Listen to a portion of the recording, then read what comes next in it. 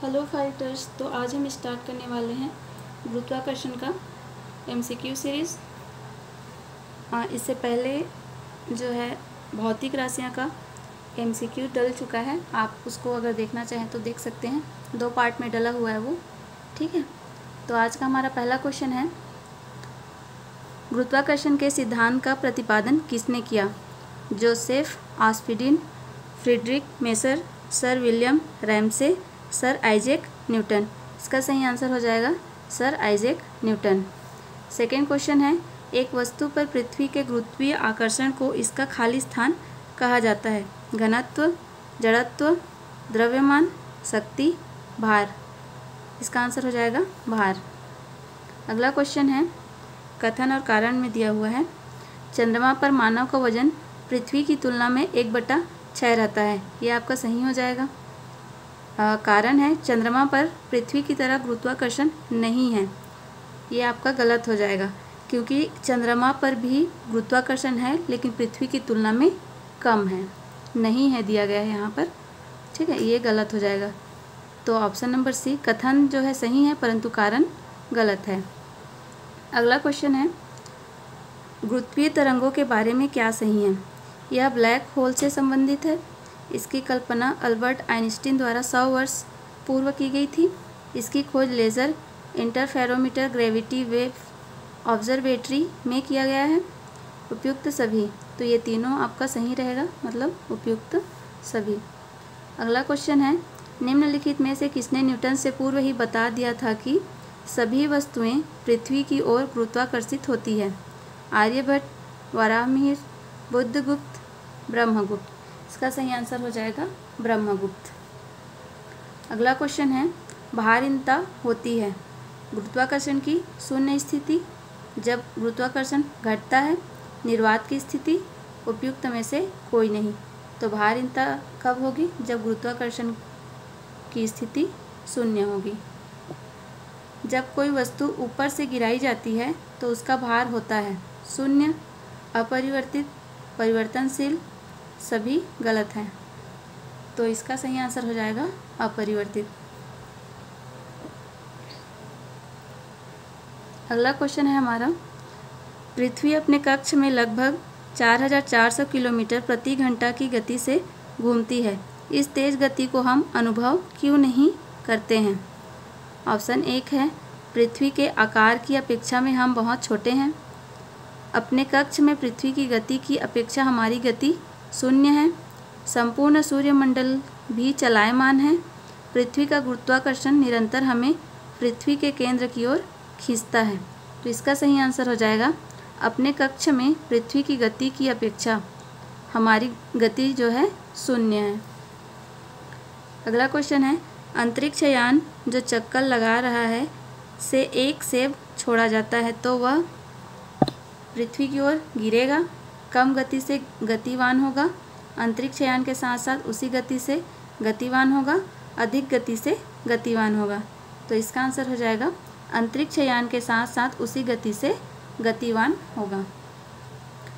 चंद्रमा पर वायुमंडल नहीं होने का क्या कारण है? यह पृथ्वी के निकट है। यह सूर्य से प्रकाश प्राप्त करता है। इस पर गैस अणुओं का पलायन वेग उनके वर्ग माध्य मूल वेग से कम होता है, प्रकाश वेग का।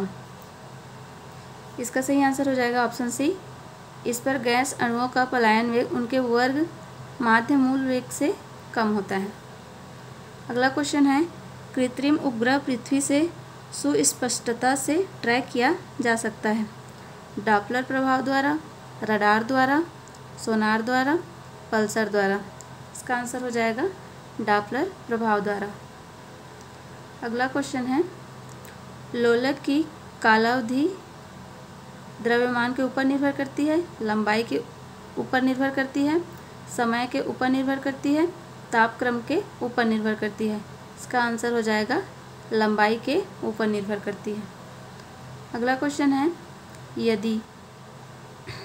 यदि पृथ्वी का गुरुत्वाकर्षण बल अचानक लुप्त हो जाता है तो निम्न में से कौन सा परिणाम सही होगा? वस्तु का भार शून्य हो जाएगा परंतु द्रव्यमान वही रहेगा। वस्तु का द्रव्यमान शून्य हो जाएगा परंतु भार वही रहेगा। वस्तु का भार तथा द्रव्यमान दोनों शून्य हो जाएंगे, वस्तु का द्रव्यमान बढ़ जाएगा।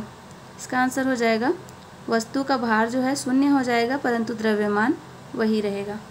Option number A. अगला क्वेश्चन है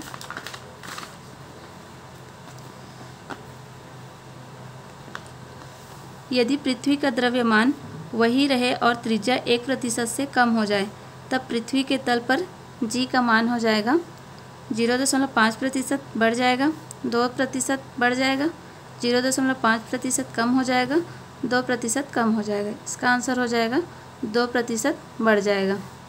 फिर है मानव शरीर का भार होता है ध्रुवों पर अधिकतम, पृथ्वी की सतह पर सब जगह एक समान, विषुवत रेखा पर अधिकतम, मैदानी भागों की अपेक्षा पर्वतों पर अधिक।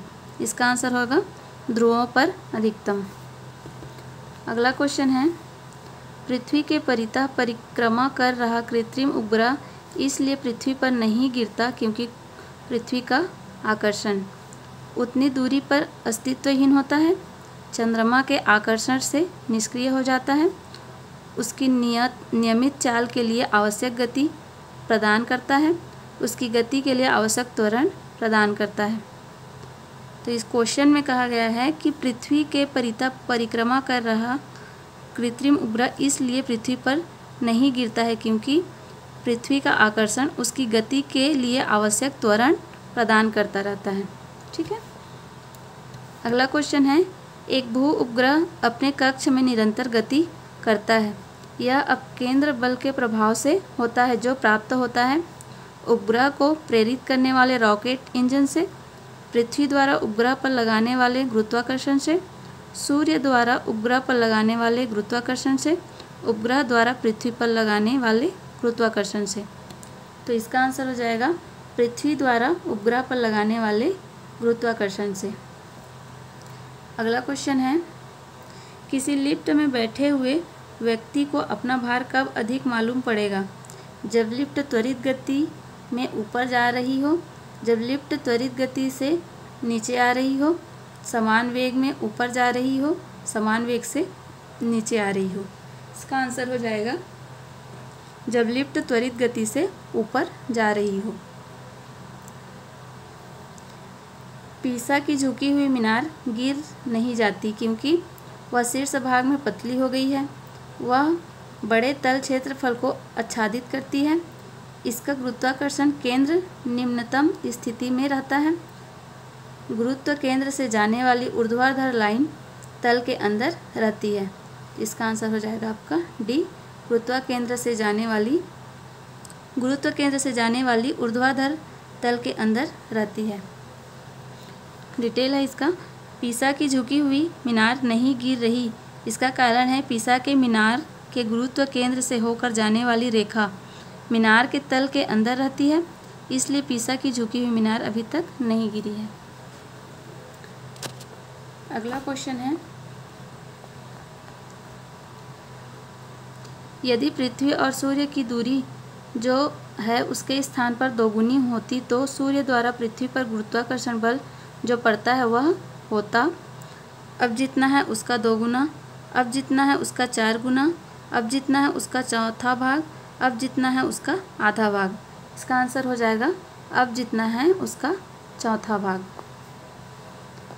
अगला क्वेश्चन है पृथ्वी के चारों ओर परिक्रमा कर रहा कृत्रिम उपग्रह इसलिए पृथ्वी पर नीचे नहीं गिरता क्योंकि पृथ्वी का आकर्षण उतनी दूरी पर अस्तित्वहीन होता है, चंद्रमा के आकर्षण से निष्क्रिय हो जाता है, उसकी नियमित चाल के लिए आवश्यक गति प्रदान करता है, उसकी गति के लिए आवश्यक त्वरण प्रदान करता है। तो इसका आंसर हो जाएगा ऑप्शन नंबर डी, उसकी गति के लिए आवश्यक त्वरण प्रदान करता है।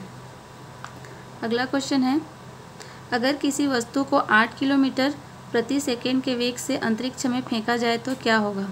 वह वस्तु अंतरिक्ष में चली जाएगी, वह वापस पृथ्वी पर आ गिरेगी या पृथ्वी के चारों ओर कक्षा में परिक्रमा करने लगेगी, वह फट जाएगी। इसका आंसर हो जाएगा वह वापस पृथ्वी पर आ गिरेगी।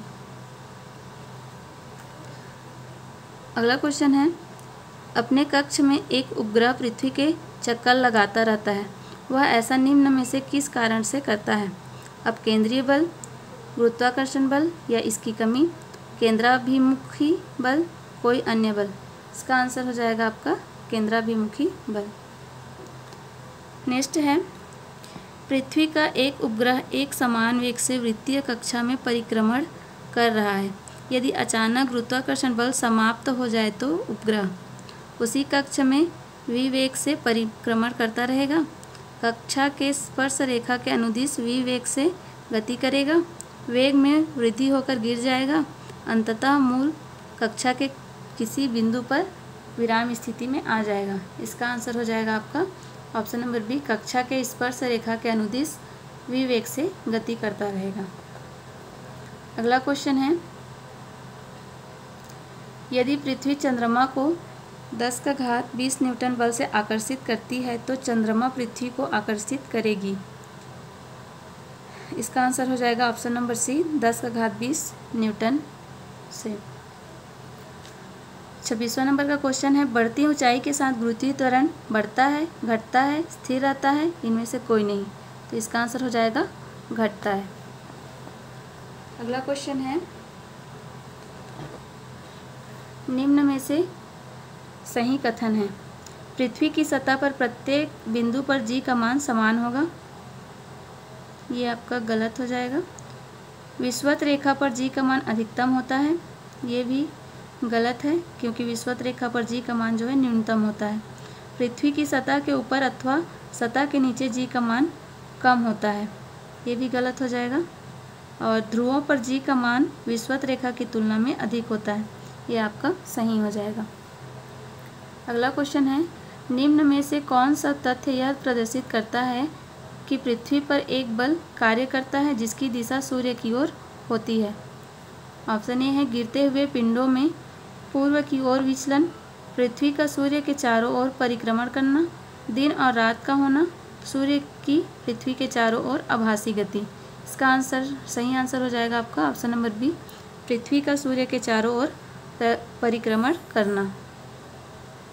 अगला क्वेश्चन है, एक मशीन 500 जूल कार्य 10 सेकंड में करती है। मशीन की शक्ति होगी 5000 वाट, 5000 जूल, 50 वाट, 50 जूल सेकंड।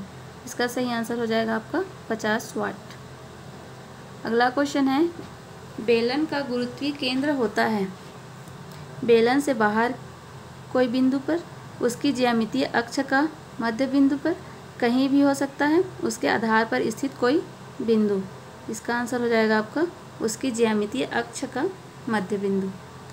फिर है, एक गेंद को ऊपर की ओर फेंकने पर जी का मान होगा 0, धनात्मक, ऋणात्मक, नगण्य। इसका मान आपको हो जाएगा 0। फिर है, क्या यह संभव है कि कोई वस्तु जड़त्व रखती है लेकिन भार नहीं? हाँ नहीं दोनों, या कोई नहीं। तो इसका आंसर हो जाएगा हाँ। फिर है, दो द्रव्यमानों के बीच की दूरी दोगुनी करने पर द्रव्यमानों के बीच गुरुत्वाकर्षण बल अपरिवर्तित रहेगा, चौथाई हो जाएगा, आधार आधा रह जाएगा, दोगुना हो जाएगा। तो इसका आंसर हो जाएगा चौथाई हो जाएगा। फिर है, गुरुत्वाकर्षण नियतांक का मात्रक है न्यूटन मीटर प्रति kilogram square, newton meter square प्रति किलोग्राम, न्यूटन मीटर स्क्वायर प्रति किलोग्राम स्क्वायर, मीटर प्रति सेकंड स्क्वायर। इसका सही आंसर हो जाएगा आपका न्यूटन मीटर स्क्वायर प्रति किलोग्राम स्क्वायर। अगला क्वेश्चन है, समुद्र में उठने वाले ज्वार का कारण है चंद्रमा का पृथ्वी पर लगने वाला गुरुत्वाकर्षण बल, सूर्य का पृथ्वी पर लगने वाला गुरुत्वाकर्षण बल, शुक्र का पृथ्वी पर लगने वाला गुरुत्वाकर्षण बल, पृथ्वी के स्वयं के वायुमंडल का प्रभाव। इसका सही आंसर हो जाएगा आपका ऑप्शन नंबर ए, चंद्रमा का पृथ्वी पर लगने वाला गुरुत्वाकर्षण बल। अगला क्वेश्चन है, केपलर के द्वितीय नियम के अनुसार सूर्य को किसी ग्रह से मिलाने वाली रेखा समय अंतरालों में समान क्षेत्रफल तय करती है। यह परिणाम निम्न में से किसके संरक्षण पर आधारित है? ऊर्जा, द्रव्यमान, रेखीय संवेग या कोणीय संवेग। इसका सही आंसर हो जाएगा आपका कोणीय संवेग। फिर है, एक वस्तु पर पृथ्वी के गुरुत्वीय आकर्षण को इसका खाली स्थान कहा जाता है। घनत्व, जड़त्व, द्रव्यमान, शक्ति, भार। इसका सही आंसर है भार। किसी भी पिंड का द्रव्यमान सदैव नियत रहता है, जबकि द्रव्यमान के साथ गुरुत्वीय त्वरण g का मान मिलाने से भार का मान निकलता है। न्यूटन का गुरुत्वाकर्षण का नियम लागू होता है केवल अनावेशित कणों के लिए, केवल ग्रहों के लिए, केवल आकाशीय पिंडों के लिए, सभी पिंडों के लिए। इसका आंसर हो जाएगा सभी पिंडों के लिए। तो गुरुत्वाकर्षण वाले चैप्टर में इतने ही क्वेश्चन थे। कल हम देखेंगे नेक्स्ट चैप्टर। ठीक है, थैंक यू।